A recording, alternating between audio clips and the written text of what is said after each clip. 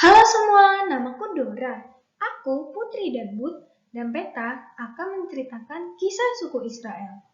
Dan hai, aku Bud. Kami akan menunjukkan kisah-kisah suku Israel. Jangan lupa klik tanda panah untuk melanjutkan kisahnya.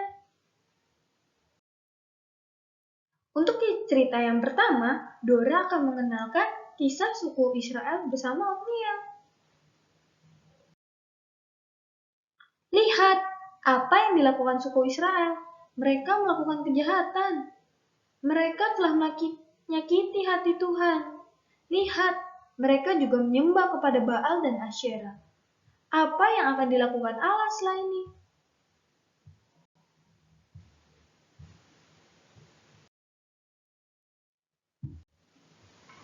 Lihatlah kawan-kawan, Allah marah dan menjual suku Israel.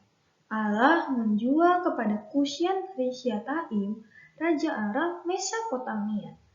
Suku Israel di bawah tekanan Raja Aram selama 18 tahun. Butch, lihat, suku Israel berseru dan memanggil nama Allah. Apa respon Allah selanjutnya? Dora, siapa itu? Dia adalah Othniel, anak Kenas, adik Kaleb. Dia yang akan melindungi dan menyelamatkan suku Israel dari Raja Aram. Dora, apakah mereka sedang berperang? Benar, Bu. Saat itu, roh Tuhan menggenapi dia, dan ia maju berperang. Dora, apa yang terjadi? Mengapa ia memukul Raja Kusyan? Tenang saja, Bud. Ia dapat mengalahkan Raja Aram. Lihat, Dora. Othniel telah bertemu dengan orang-orang suku Israel.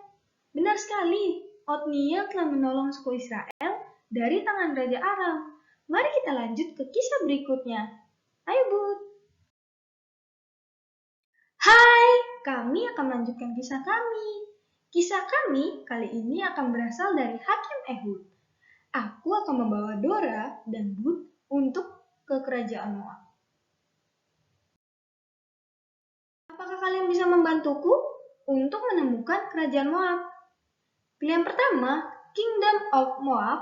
Kedua, Kingdom of Ammon. Yang ketiga, Kingdom of Edom. Ya, benar sekali. Pilihan ada di yang pertama. Dora, lihat itu. Benar, Bud. Suku Israel kembali menyakiti hati Tuhan. Raja Moab, Raja Bani Ammon, Raja Amalek berniat menyerang suku Israel.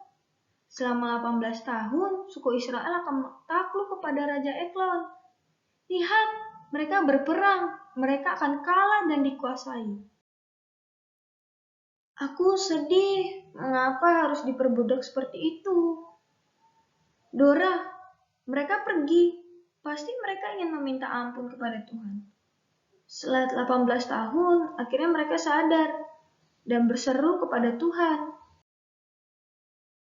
Dora, siapa dia? Itu Ehud, anak Gera, orang Benyamin. Dia kidal. Dora, Ehud membawa upeti kepada Raja Eglon. Tenang saja, Ehud mempunyai maksud untuk menemui dan memberikan upeti kepada Raja Eglon. Lalu, Ehud meminta untuk berbicara berdua saja. Dan saat itu, Ehud membunuh dan melarikan diri lewat pintu belakang. Pengawal pun menemukan Raja Eglon yang sudah mati akibat terhunus pedang. Ehud pergi ke pegunungan Efraim. Dia meniupkan sangkakalanya, lalu menjadi pemimpin suku Israel.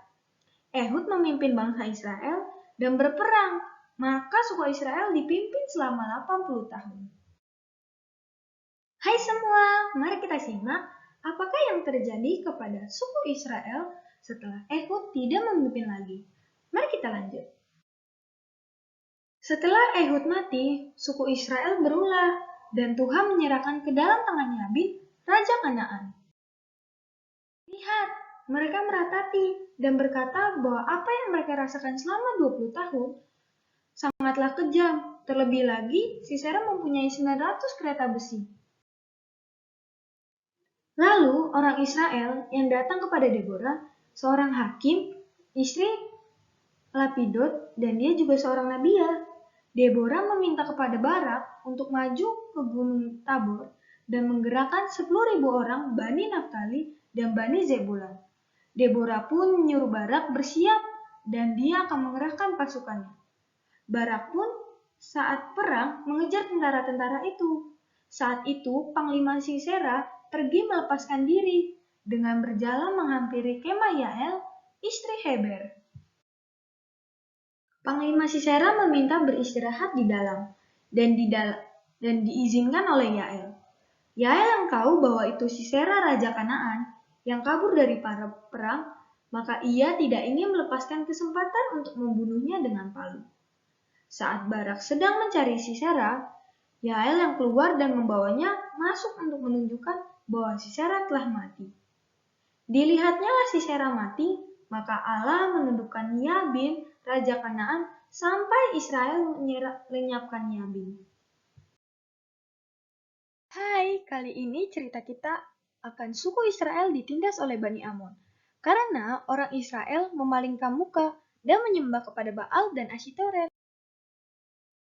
Kali ini suku Israel melakukan kesalahan yang sama, dan mereka pun diserahkan kepada tangan Filistin dan Bani Amon.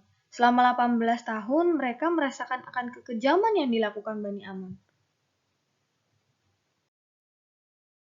Setelah mereka merasakan kekejaman, mereka pun berseru, "Kami telah berbuat dosa terhadap Engkau, sebab kami telah meninggalkan Allah kami, lalu beribadah kepada para Baal."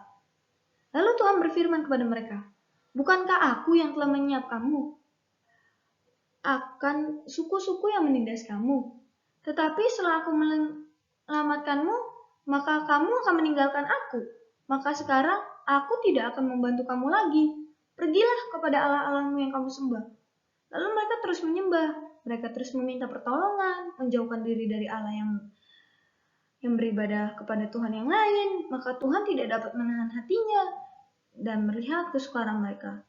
Lalu saat itu Bani Amon yang sedang berkemah di Gilead dan orang Israel yang berkemah di Mispa, maka pemimpin orang Gilead berkata kepada mereka, "Siapakah yang berani melawan perang dengan Bani Amon, maka ia menjadi kepala atas penduduk Gilead." Dan selesai sudah perjalanan kita dengan suku Israel. Sampai jumpa lagi.